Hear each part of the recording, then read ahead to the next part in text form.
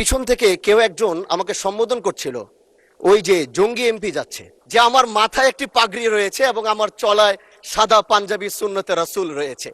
এটার জন্য হয়তো তিনি আমাকে ওইভাবে জঙ্গি বলে সম্বোধন সে আমাকে করেছে। আমি মনে করি, মাননীয় স্পিকার আপনাকে ধন্যবাদ। আমি প্রথমবার দাঁড়িয়ে কথা বলছি, আসলে এভাবে কথা বলতে চাইনি, চেয়েছিলাম যখন আমার সময় আসবে আনুষ্ঠানিকতার ভাবে একটু সুন্দরভাবে কথা বলবো। কিন্তু দুঃখের সাথে বলতে হচ্ছে, আমি গত 30শে মার্চ আপনার সহধর্মিনী, আল্লাহ তাকে জান্নাতের আলা মাকাম নাসিব করে, আমি তার জন্য দোয়া করি। তিনার জানাজায় আমি এসেছিলাম এবং উপস্থিত হয়েছিলাম।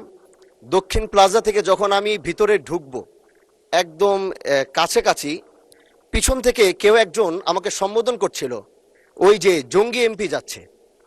তো এই বিষয়টা আসলে এইভাবে আসতো না। তো একটু পর থেকে সোশ্যাল মিডিয়াতে দেখলাম যে এই বিষয়ে খুব লেখালেখি এবং এই ভিডিওটা নিয়ে খুব আলোচনা চলছে, যেটি জাতীয় সংসদের একজন রানিং এমপিকে সংসদের কাছে যখন জঙ্গি বলে সম্বোধন করা হয়, আর এটার জন্যে এই সংসদের মান ক্ষুণ্ণ হয়েছে আমি মনে করছি।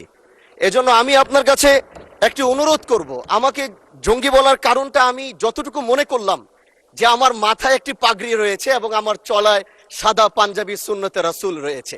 এটার জন্য হয়তো তিনি আমাকে ওইভাবে জঙ্গি বলে সম্বোধন সে আমাকে করেছে। আমি মনে করি আল্লাহ নবীর সুন্নত এবং এই পোশাক কোনোদিন জঙ্গির অ্যাসেম্বল হতে পারে না, জানেন সবাই।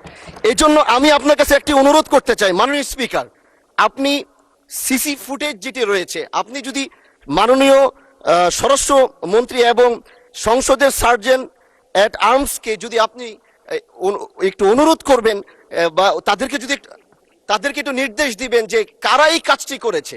অবশ্যই এই কাজটি এই জন্য করেছে যেন এখানে আমাদের বিরোধী দল যারা রয়েছেন, এখানে তাদেরকেও হয়তো তাদের সম্মান ক্ষুণ্ণ করার জন্য হতে পারে।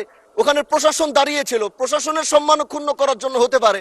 এই জন্য আমি চাচ্ছিলাম একটি সঠিক তদন্ত যদি আপনার মাধ্যমে নির্দেশনা আসতো, তাহলে এই বিষয়টি ক্লিয়ার হতো। ধন্যবাদ। মাননীয় সদস্য, বিষয়টি অবশ্যই অত্যন্ত দুঃখজনক। আমি আপনাকে অনুরোধ জানাবো, বিশেষ অধিকার প্রশ্নে আপনি এ ব্যাপারে একটি নোটিশ দেন, বিষয়টি আমরা বিবেচনা করব। বিশেষ ধন্যবাদ।